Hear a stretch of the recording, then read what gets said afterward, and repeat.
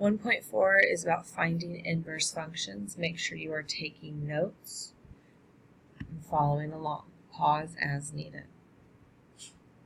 So an inverse function is functions that undo operations.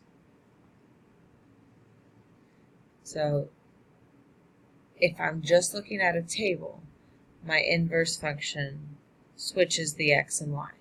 So instead of this point here of -2, -1, I now have this point of -1, -2, where I've switched their places. Same all the way down, like this one was 2, 7, and now it's 7, 2. Or 1, 5 is now 5, 1. We can also look at their equations. The equation for this table is y equals 2x plus 3, whereas the equation for this table is x minus 3 divided by 2. So note that here I am adding 3, whereas over here I am subtracting 3. I also am multiplying by 2, and here I divide by 2. So my operations are inverse. In order to be able to do inverses, we have to have an understanding of the operations and their inverse operations. So addition, when you're adding, or sum, is the opposite of subtraction, or minus, or difference. Division, or dividing, is the opposite of multiplication, or multiplying. These are opposite or inverse operations.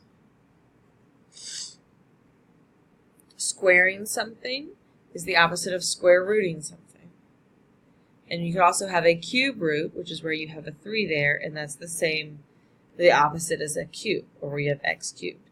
And really, any power that I have an opposite operation that has that same number. So, for example, if I had x to the 7th, the opposite operation would be the 7th root of x.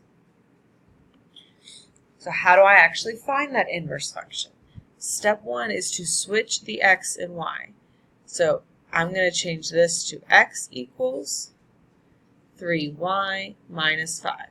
So I just literally switch where they are. Step 2, I need to solve for y. So I want the y to be by itself. So I have to move everything else away. So I add 5. So this is x plus 5 equals 3y. Still trying to get the y by itself, so I divide by 3.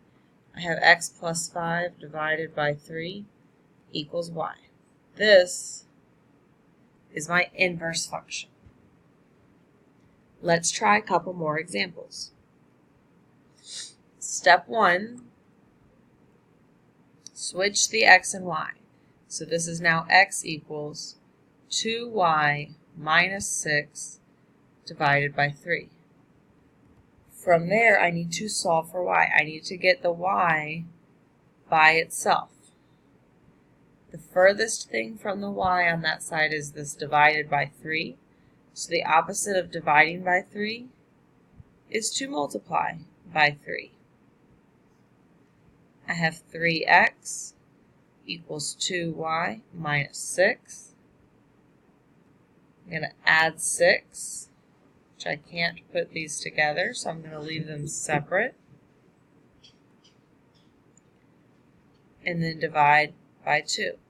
So 3x plus 6 divided by 2 equals y. Notice that in the original problem I had a minus 6, but now I have a plus 6. I was dividing by 3, and that has switched to multiplying by 3. I was multiplying by 2 in the original, and now I'm dividing by 2. Every operation up here has switched. Example 3, step 1, switch the x and y. So this is now x equals -2y y cubed minus 1. Then I'm solving for y. So I'm going to add 1. I want to do the inverse or the opposite. I'm trying to get to just the y. So I'm going to divide everything by -2. I have x plus 1 divided by -2 equals y cubed. To get rid of this little 3, I'm going to take the cube root of both sides. So I have the cube root of x plus 1 divided by -2 equals y. I need to check that all of my operations have switched. So originally I had a -1, that has now switched to a +1. I was multiplying by a -2, and now I'm dividing by a -2.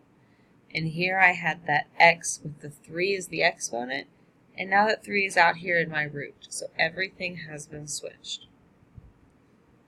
For example 4, I'm going to start by switching the x and y. So I have x equals negative the square root of y minus 2. I want just the y by itself for my next step. So I'm going to add 2 to both sides. Before I can handle this square root, I need to divide by this -1 so that this side is just the square root of y. I can actually divide each of those by that negative. And then to undo that, I'm going to square both sides, because that undoes my square root and leaves me with y. This is just -x minus 2 squared.